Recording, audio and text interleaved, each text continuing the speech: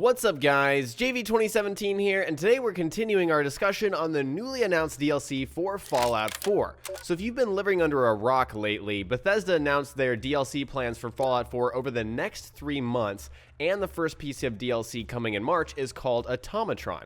The official description mentions a villain named the Mechanist, unleashing a horde of evil robots into the Commonwealth. So if you're new to the franchise or haven't played the previous games in a while, you either didn't know or probably forgot that the Mechanist was actually already in Fallout 3, so he's a returning character, and that's what you're seeing in the background of this video is that game.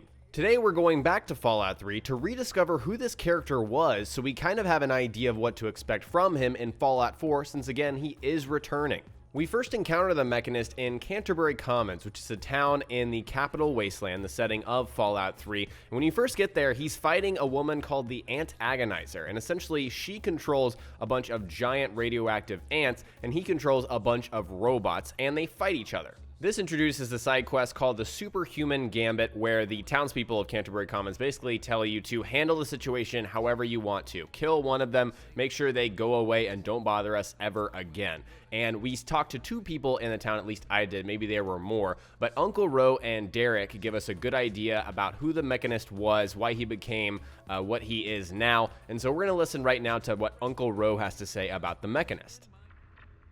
The Mechanist used to be our town mechanic, Scott Walensky. Quiet guy, but plenty fierce with a wrench and some solder. Guy used to take care of a robot that protected the town until it got torn up in one of the Antagonizer's lame little attacks. I guess he took it personal because he made a mechanical suit and called himself the Mechanist, said he would lead a robot army to fight her. Now he doesn't even respond to his name, and his robot army is more dangerous to the town than the ants ever were. Uncle Ro gives us some nice insight into the Mechanist, who he used to be and why he became the Mechanist. And it's interesting because he used to be this quiet little mechanic named Scott, and then one of his robots got killed by the Antagonizer, and that compelled him to become the Mechanist, to seek revenge on that one robot. And as a result, his robots are even more dangerous than the ants. So really, Uncle Ro's trying to defuse this situation and really doesn't care for either of them, just wants to get them the hell out of here. Derek, who I believe is Uncle Ro's nephew, gives us some more insight into who he thinks the Mechanist is as well. The Antagonizer, she's this evil supervillain who's trying to wipe out humans with her ants. And the Mechanist protects us with his robots. But the Antagonizer's strong and forceful, and the Mechanist, he's smart and good. They make things fun. Well, exciting anyway. I knew the Mechanist back when he was just a normal hero. He used to be called Scott. Then he fixed up stuff around town. But one day, the Antagonizer killed his favorite robot, and I told him he ought to fight back against her like a real superhero. Ever since then, he's been up on his forge and the back of the robot shop on the hill, working to protect us all from the Antagonizer.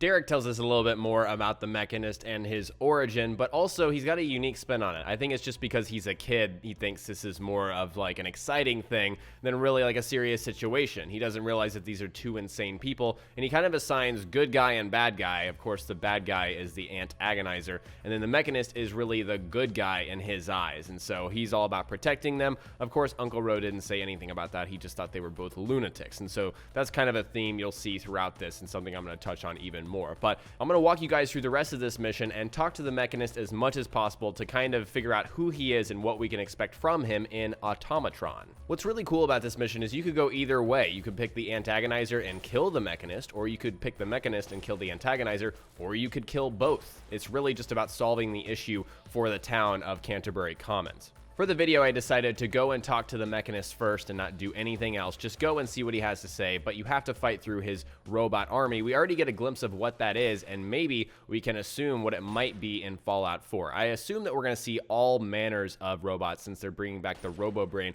but I only fought through sentry bots, protectrons, and turrets. The sentry bots were really the only thing that gave me a little bit of trouble. Of course, they have a lot of health, and they hit pretty hard, as we see in Fallout 4. That's pretty much the same deal. So I can pretty much assume, I think we can expect that we're going to see all manners of robots in Fallout 4. Moving ahead, you can actually talk to the Mechanist himself once you get past all of his robots, and he gives you his own unique perspective on why he became the Mechanist and the whole situation. Long ago, I was a mere citizen like yourself. Beyond a talent for computers, I had no power in this world. But then the antagonizer attacked and killed someone very dear to me. The damage was too much for me to fix her, but I knew what I had to do. That tragedy burned away the weakness of my previous life, and in the fires of revenge, the Mechanist was forged. So it's pretty clear to me that the Mechanist has his own ulterior motives. This is kind of a revenge thing. The antagonizer killed one of his robots, one of his favorites, obviously, and that fact alone, that action, caused him to seek revenge and become the Mechanist. The Mechanist was forged after, this robot was killed by the antagonizer. And although I didn't show you guys all of his dialogue, he doesn't really focus on protecting Canterbury Commons. He does talk about it after if you decide to choose him, which I'm about to show you guys, but it's not really his focus. Clearly, he's hell-bent on getting revenge on the antagonizer. In order to learn more about him and, keep him alive, basically, I decided to choose him and fight the antagonizer. And if you do that, the antagonizer actually follows you to the forge, which is where we are now, and attacks the Mechanist. So you can actually help him and kill out the antagonizer. But again, the Mechanist can die. Actually, I had him die several times. I had to reload a few times in order to keep him alive. But it seems to me like pretty much the Mechanist and the antagonizer can die very easily. And it's almost like that's where they were steering you. But pretty much for Fallout 4, if the Mechanist is coming back, then Bethesda is pretty much assuming that the canon is that the antagonizer was killed and the Mechanist lives. At least that's how I am interpreting it. So I know that's a concern for a lot of people wondering, like, hey, I decided to kill the Mechanist and I sided with the antagonist. What gives? Why is the Mechanist coming back? I already killed them. I think this is not like a Mass Effect game or, whatever other game where you can import a character and keep going with that character. You may make the same character with the same name and same traits, but it's not the same character. And I think Bethesda is just assuming, again, that this is the canon. This is exactly what happened in Fallout 3, and the Mechanist moves forward. Again, Fallout 4 is 10 years after Fallout 3, and so we can assume that the Mechanist lived, and it's 10 years later, and this is what happened. After killing the antagonizer, the Mechanist thanks the player and then pretty much says farewell. This is pretty much the last encounter before we meet him, or we're going to meet him in Automatron, so I wanted to share that with you guys here. Well done.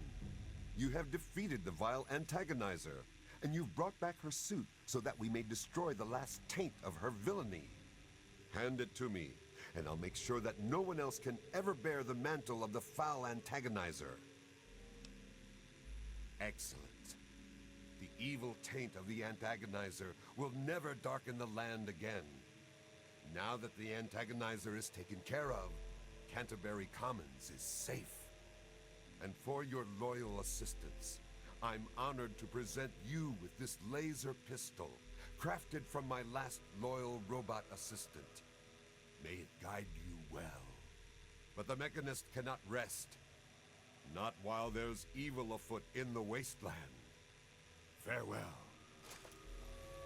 So that's it. If you talk to him again, he pretty much says, leave me alone, I have work to do. And he says there's more evil afoot in the wasteland. So pretty much he's got more stuff to do. He's saying I've got more plans, and the thing is we don't know what those plans are. And I think we can kind of tell exactly what happened. Of course, I think that the Automatron DLC is going to kind of fill the gap, bridge the gap between this event and of course starting in Fallout 4. You'll see right here I just decided to go ahead and kill the Mechanist because I want to wear his costume, which you can wear, and I pretty much assume and hope we can wear in Fallout 4 as well if we decide to kill him. And I genuinely hope we do have a choice. The description for the DLC says we're hunting them down and killing them, but I really do hope they give us a choice like they did in Fallout 3. So in this video, I wanted to really give you guys a perspective on who this guy is and maybe who we can expect him to be. And I think we can expect him to be a little bit crazy. And then I think the events of the next 10 years past this event that I showed you here is going to be really important in defining who he is, why he's in the Commonwealth, why he's attacking it. He sounds like a villain.